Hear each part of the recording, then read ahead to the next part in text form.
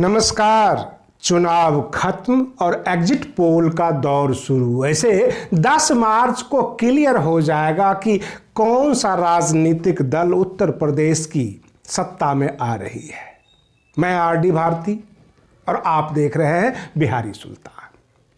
मैं आपसे बता रहा हूं उत्तर प्रदेश विधानसभा चुनाव, खास करके उत्तराखंड, पंजाब यानी 5 राज्यों के चुनाव के परिणाम 10 मार्च को आ जाएंगे और टीवी चैनल्स ने एक भूमिका बनाना शुरू कर दिया।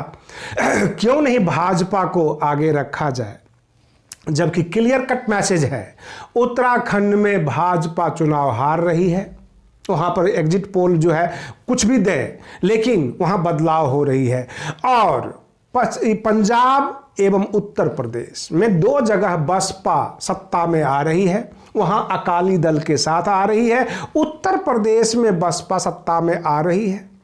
उत्तराखंड में भी अच्छे परिणाम आने की संभावना है, लेकिन एग्जिट पोल में 24 से 30 सीट दिखाकर ये टीवी चैनल्स क्या भूमिका बना रहे हैं कि कुछ अगर हेरा फेरी भी हुई होगी और अगर 10 मार्च से पहले कुछ गड़बड़ कर लेंगे तो उसके ऊपर पर्दा डल जाएगा। ऐसा होता नहीं है। पश्चिम बंगाल का भी परिणाम आपने देखा होगा, जो है आखिरी दिन तक ये भाजपा को जिता रहे थे, और बिहार में तो लबालब की स्थिति हो गई थी और 10, 12, 15 वोट से जो है वहाँ पर राजद को हराया गया था और जदयू और भाजपा मिलकर सरकार में आए थे। बिहार की बात बता रहा हूं। रही उत्तर प्रदेश में करीब 33-34% मतदान बसपा के फेवर में हुआ, जबकि इससे कम ही यानी 31-32% मतदान पर बसपा की सत्ता प्राप्त हो चुकी है 2007 में।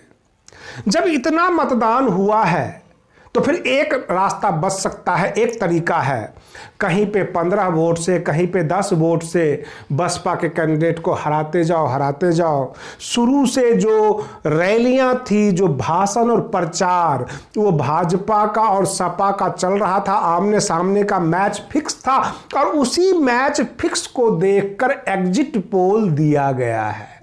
जमीनी हकीकत नहीं है उस एग्जिट पोल में। कहने का तात्पर्य यह है कि टीवी चैनल्स के जो पत्रकार होते हैं उन्होंने सोचा कि 10 मार्च से पहले तो ईवीएम बंद है, क्यों नहीं इत्मीनान से रोटी खाया जाए 10 मार्च से पहले, और 10 मार्च को तो परिणाम सामने आ ही जाएंगे। करीब 11 से 12 बजे तक ही क्लियर हो जाता है कि किसके पक्ष में मत पड़े हैं, किसको कितना सीट निकल रहा है। रुझान तो सुबह 8 बजे से ही आने शुरू हो जाते हैं। यह क्लियर है कि पंजाब में अकाली दल और बसपा काफी मजबूत स्थिति में थी। उत्तराखंड में भी बहुत सारे सीट बहुजन समाज पार्टी निकालेगी, और उत्तर प्रदेश में जो है इस बात को आपको यकीन करना होगा कि जो 23.5% वोट है, बसपा के वोटर कहीं नहीं जाते, उनके जो कैडर वोट है वहीं रहते हैं। अब इस चुनाव का परिणाम यह साबित करेगा कि सर्व समाज और अल्पसंख्यक में जो रुझान दिखने को मिल रहा था, जो बता रहे थे, क्या उस हिसाब से वोट पड़ा या नहीं पड़ा। और अगर उस हिसाब से वोट पड़ा है तो बसपा सत्ता में आ रही है। और रही बात ये, जो एग्जिट पोल है वो क्या है, एक अंदाजा, एक अनुमान, और ये अनुमान लगाने में मास्टर हैं। जिसका खाते हैं उसके पक्ष में अनुमान लगाते हैं टीवी चैनल्स। रही बात ये, बहुत सारे सोशल मीडिया पे भी और टीवी चैनल्स पे भी, मतलब ओबीसी पक्ष में ज्यादा उनका झुकाव होता है। बहुत सारे पत्रकार एन टाइम पर सपा के साथ खड़े नजर आए। बहुजन समाज पार्टी को वे पत्रकार सपोर्ट नहीं कर पाए, उनकी जो भी रुझान थी वो दिखाना नहीं चाहते थे। अब उनको बसपा से क्या एलर्जी है ये हमें नहीं पता, लेकिन जो डिप्रेस क्लास को आवाज उठाने वाली बहुजन समाज पार्टी, जिनका निर्माण मान्यवर काशीराम जी ने किया था, जो अंबेडकरवाद को लेकर चलती है, ऐसी पार्टियों से किस प्रकार की एलर्जी है इन पत्रकारों को, इन संभ्रांत टीवी चैनल्स को, ये हमें समझ में नहीं आया।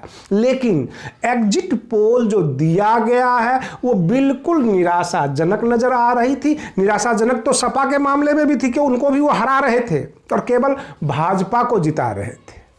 हमें उम्मीद है, हमने जमीन पर जो जमीन की सच्चाई देखी है, जमीनी हकीकत, कि जो एग्जिट पोल आए हैं टीवी चैनल्स पे उसके ठीक उलट परिणाम आने की संभावना है। बहुजन समाज पार्टी का हम एग्जैक्ट फिगर इसलिए नहीं कह रहे हैं, हम भविष्यवक्ता नहीं हैं, लेकिन लोगों का जो रुझान था, जो लोगों के रुझान को देखकर हम परसेंटेज तय कर रहे थे कि 100 में कितने आदमी बसपा के साथ खड़े हैं, तो करीब 33-34% जो है नजर आ रहा था बसपा के पक्ष में। अगर बाकी 70 में से अगर 7 दलों में आप विभक्त कर दीजिए तो बसपा सत्ता में आ रही है। फिर इसी आंकड़े को देखते हुए देश के माननीय गृह मंत्री जी ने भी कहा कि बसपा भी है। आपने सुना होगा आखिरी चरण आते आते भाजपा बसपा को भी जो है एड्रेस करने लग गई थी।